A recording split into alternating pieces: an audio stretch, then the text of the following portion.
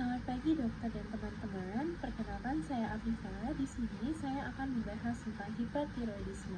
Jadi untuk hipertiroidisme adalah kondisi ketika tiroid menghasilkan hormon tiroid secara berlebihan yaitu T3 dan T4.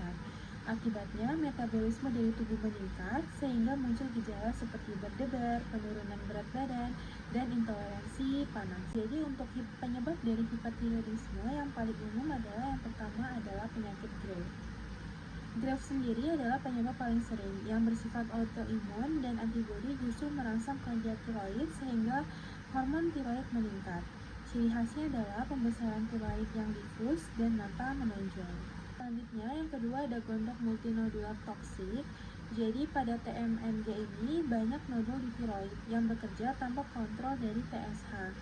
Biasanya terjadi pada usia yang lebih tua dan tidak disertai gejala mata seperti Graves. Selanjutnya yang ketiga adalah adenoma toksik.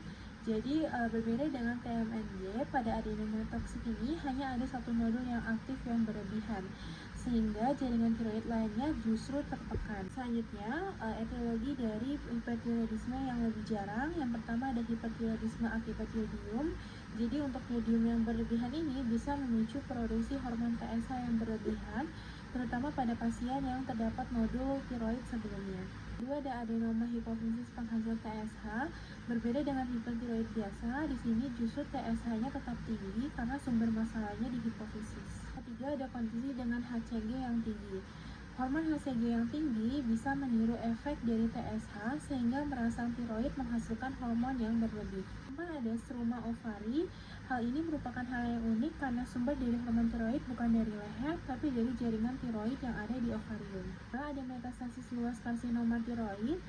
Pada kasus ini jarang sel kanker tiroid yang menyebar tetap bisa memproduksi hormon tiroid. Yang keenam ada tiroiditis akibat obat. Di sini hormon meningkat karena kebocoran dari kelenjar yang meradang, bukan karena produksi yang berlebihan. Yang ketujuh ada tiroiditis buatan atau factitious.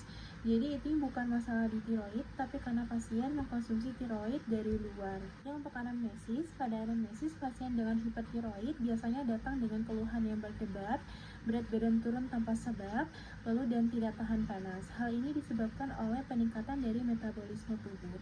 Selain itu, pasien sering mengalami tremor, berkeringat yang berlebihan, merasa cemas, dan pada sistem kardiovaskular dapat ditemukan takikardia hingga aritmia seperti fibrilasi atrium. Sedangkan pada wanita dapat terjadi gangguan menstruasi seperti oligomenore atau amenore.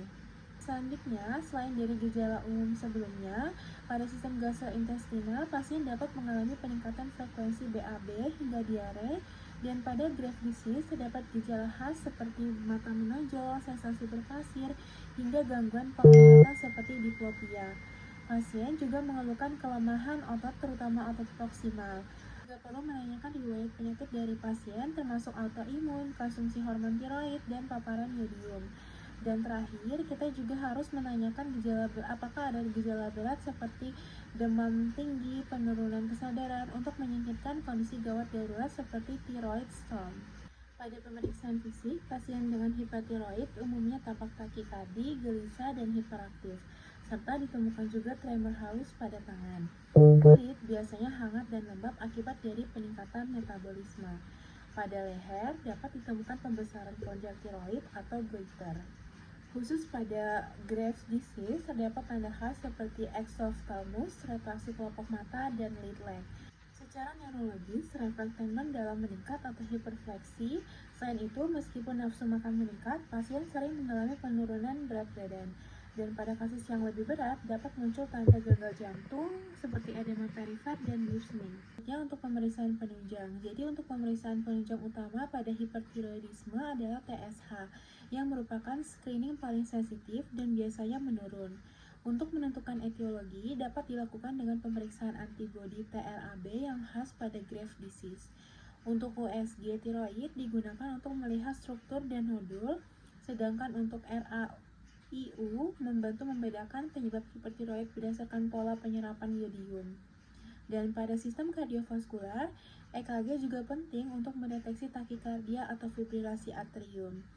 CT atau MRI dilakukan bila dicurigai penyebab sentral seperti adenoma hipofisis. Diagnosis untuk hipertiroidisme ditegakkan berdasarkan pemeriksaan laboratorium dengan temuan utama berupa TSH yang menurun dan peningkatan dari hormon tiroid, yaitu FT4 dan T3.